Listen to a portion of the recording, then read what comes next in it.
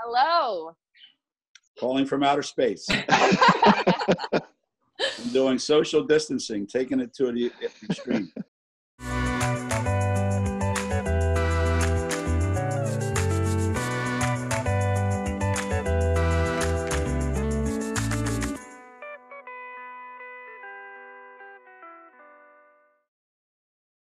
Hello and welcome to our first ever edition of Huskies at Home. I'm Maria Marino, lucky to be joined by none other than Geno Auriemma. Coach, first, just how are you doing and how's your family? Everyone's doing well, considering. I mean, everybody's healthy so far. We're all hunkered down like everyone else. We've had our fill of, hey, good morning, how are you? What's for breakfast? Hey, what else you want to do today? Hey, what's for lunch? Hey, good job. Anything else you got planned? Yeah, what's for dinner? Good. What else? I don't know. What do you want to do tomorrow? Let's have breakfast. All right. And then what time's lunch? Lunchtime. All right. And you know what you want for dinner tomorrow and the day after that and the day after that and the day after that? Because you really have no other decisions to make. So that's about how it's going. Everything's simplified, right? And correct. You know what you do learn? You learn how many things you can do without. It's like that, U2 song, All That You Can't Leave Behind, All of a sudden you start to realize there's a lot of stuff in your life that you really don't need. How many things do you really have to go out to the store to buy every day? Do you need one more set of dish towels? Do you need, one more T-shirt, one more anything? It could be anything. I already have 35 rolls of toilet paper, but I need 38 because you never know. No coach has ever really had to run a program under circumstances like this. How have you had to adjust in terms of just keeping up with your staff and everything that still needs to get done? We're probably like everybody else. We have these conferences,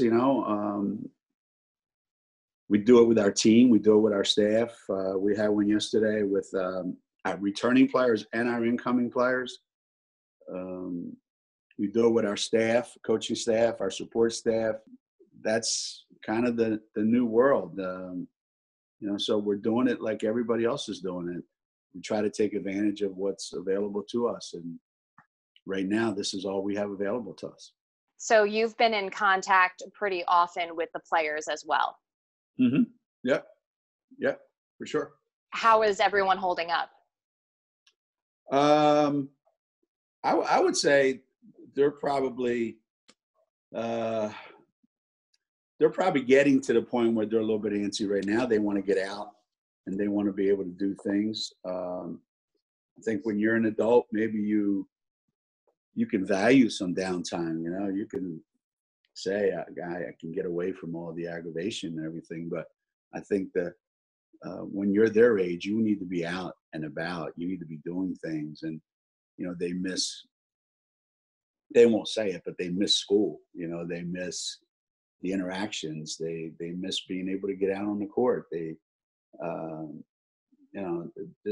Their whole day-to-day lives have been upended, and like everyone else's has in the entire world. But they're sitting around asking us, what do you think is going to happen? And we don't have any answers for them. It's one of the few times, in our coaching careers where when people ask you a question, you don't have an answer for them. You were one of the first people to talk about the idea of perhaps an extra year of eligibility for athletes because these times have been so unprecedented.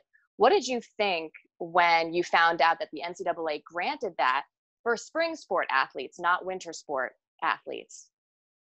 I thought it was the right decision. Those players didn't get a chance to compete. It's almost as if, an injury had taken it away. But even with an injury, you get another year back.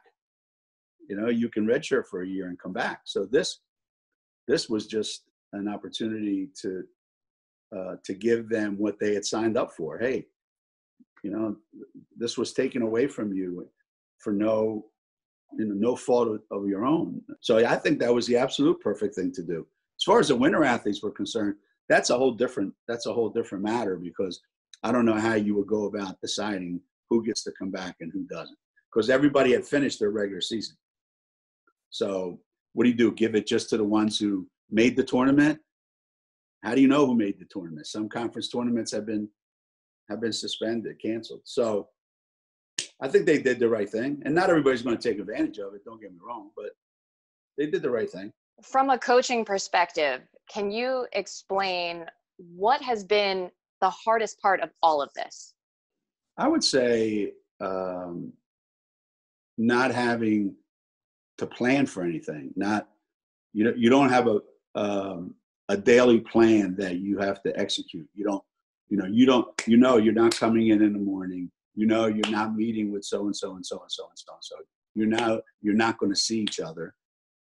You're not going to be able to run ideas off, by people. You're not going to draw anything up on the board and say, hey, what do you think? You've lost the thing that makes us what we are. We're relationship people. We're coaches. And by nature, we're teachers. So, if you don't have people around to teach and coach, then you're not really a teacher. You're not really a coach. You're just there. And the hardest thing has been coming to grips with, you don't have the things that make you who you are every day. That's been the hardest part. We still have some time left in isolation. Mm-hmm. So we want to know more about your quarantine life, if you can let us in on it. Have you been taking up any new hobbies? Have you discovered any new shows, movies? What are you cooking and eating in the Auriemma household? Well, every day I threaten to go downstairs and start banging away on this old piano that we have, because I've been determined to learn how to do it, but I keep chickening out. That's one. Two, I've tried to stay in shape, so I've worked out a lot, and as a result, I can't walk because my knees bother me so bad. So I actually look worse than I did before I started working out all the time, because now I limp around everywhere I go. That's number two.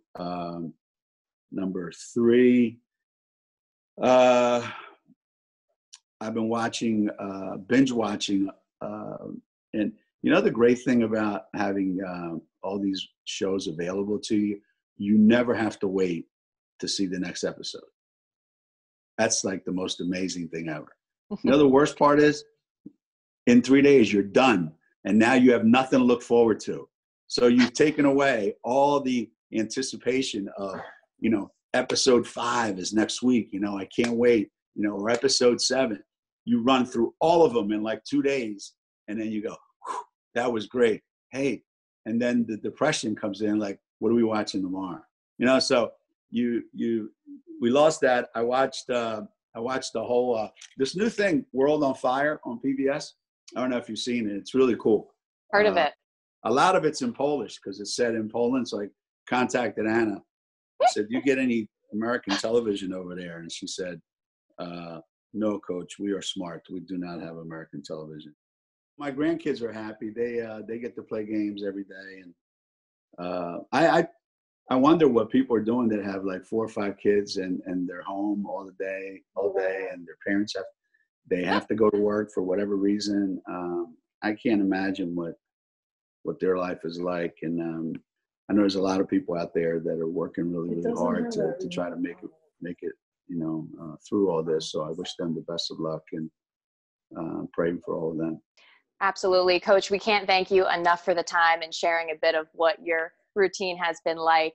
And we look forward to doing this again sometime. We can't wait. I hope we never do it again. I hope next time we're talking, it's like about real stuff in person.